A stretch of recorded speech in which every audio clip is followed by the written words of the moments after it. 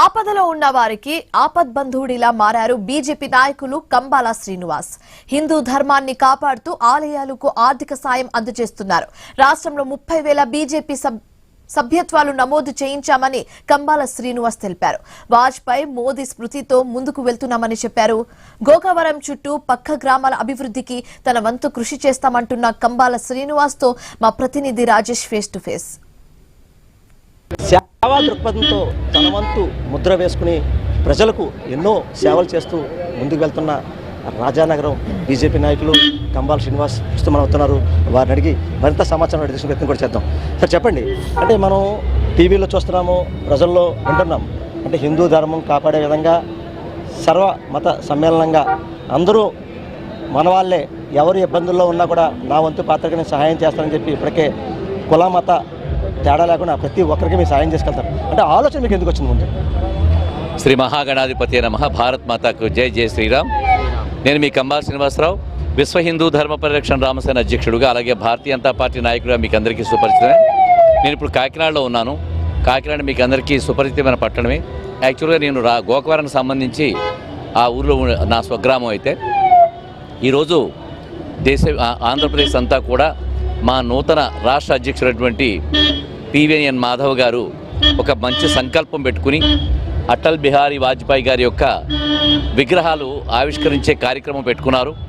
దానిలో సందర్భంగా అంతేకాకుండా అటల్ బిహారీ వాజ్పేయి వారి యొక్క ఆశయాలకు సంబంధించి సుపరిపాలన ఎలా జరుగుతుంది, వారి ఆశయాలు ఏ విధంగా ముందుకెళ్తాయి, ఈ విషయాన్ని ప్రజలు తెలియజేయడం కోసం రాష్ట్రమంతా తిరుగుతూ ఆయన విగ్రహాలు ప్రతి ముఖ్యమైన పట్టణాలలోని కూడా ఏర్పాటు చేస్తూ ప్రజలను చైతన్యవంతం చేస్తూ ముందుకు సాగుతున్న సందర్భంగా ఈరోజు కాకినాడలో జరుగుతున్న ఏదైతే కాంస్య విగ్రహం ఉంది, ఆవిష్కరణ ఉందో, దానికి నేను ఆహ్వానించడం జరిగింది.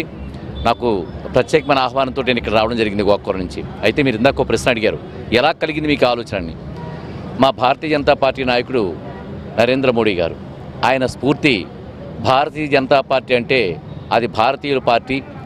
భారతీయ జనతా పార్టీ అంటే హిందువుల పార్టీ కాదు, భారతీయులు అంటే హిందువులు, క్రైస్తవులు, ముస్లిమ్స్ కలిగిన పార్టీ అనే విషయాన్ని, అలాగే పేద ప్రజలు, మైనారిటీ వర్గాలు, కులమత భేదాలు లేకుండా కేవలం పేదల కోసం, మైనారిటీ వర్గాల కోసం ఆయన కృషి చేస్తూ తను త్యాగం చేసి వివాహం చేసుకుని జీవితాన్ని త్యాగం చేసి ఆ మహాతల్లి టీచర్గా ఉంటూ తనకు 140 కోట్ల మంది ప్రజలే తన బిడ్డలుగా భావించి అన్ని మతాలని కలుపుకుంటూ ఎవరికి ఎటువంటి హాని కలగజేయకుండా అన్ని మతాలను గౌరవిస్తూ ముందుకు సాగుతూ దేశాన్ని అత్యంత శక్తివంతమైన దేశంగా మారుస్తూ 10వ స్థానంలో ఉండే ఆర్థిక వ్యవస్థని ఈ రోజుని 3వ స్థానంలోకి తీసుకొచ్చి, అలాగే భారతీయ రక్షణ వ్యవస్థను వైమానిక దళంలో కానీ, అలాగే పదాతి దళంలో కానీ, నావికా దళంలో కానీ ప్రపంచవ్యాప్తంగా శత్రువులకు దడ పుట్టించే విధంగా సామర్థ్యాన్ని పెంచుకుంటూ ఆర్థిక వ్యవస్థను పటిష్టం చేసుకుంటూ ప్రపంచ దేశాలన్నింటినీ కూడా గౌరవంగా హిందూ సాంప్రదాయాన్ని కానీ, హైందవ సాంప్రదాయాన్ని కానీ, ఇక్కడ ఉన్న మత సామరస్యాన్ని చూసి గర్వపడే విధంగా ఎన్నో కార్యక్రమాలు చేస్తూ ముందుకు సాగిన నరేంద్ర మోడీ. ప్రధానంగా చూసుకుంటే మీరు అంటే గోకవరంకే పరిమితం కాకుండా చుట్టుపక్కల ప్రజాలకంతా కూడా వారి ఇబ్బందుల్లో ఉన్నా కూడా మీ దృష్టి తీసుకొస్తే వారికి సహాయం చేయడం, అలాగే చుట్టుపక్కల ఎన్నో కోట్ల రూపాయలు పెట్టి దేవాలయాలు విచ్చించడం, అలాగే ఒక పండగ వచ్చిందంటే అందరూ కలిసి పండగ చేసుకోవాలనే వాతావరణంలో మీరు మీ ఇంటి దగ్గర దసరా పండగ కానీ, లేకపోతే వరలక్ష్మి కానీ వివిధ పండుగల్లో మీరు వాళ్ళతో కూడా మమేకమై ముందుకు వెళ్తున్నారు.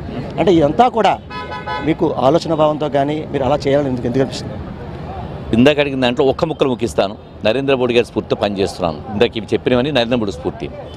అయితే ఏ పండుగ వచ్చినా, క్రైస్తవుల పండుగ వచ్చినా, ముస్లిమ్స్ పండుగ వచ్చినా, అలాగే హిందువుల పండుగ వచ్చినా వారికి అవసరమైన విధంగా సహాయం చేస్తూ వాళ్ళకి కానుకలు ఇస్తూ ఇప్పుడు 15 కోట్ల రూపాయల దాకా వెచ్చిస్తూ ప్రజాజీవనంలో ఉన్నాను నేను.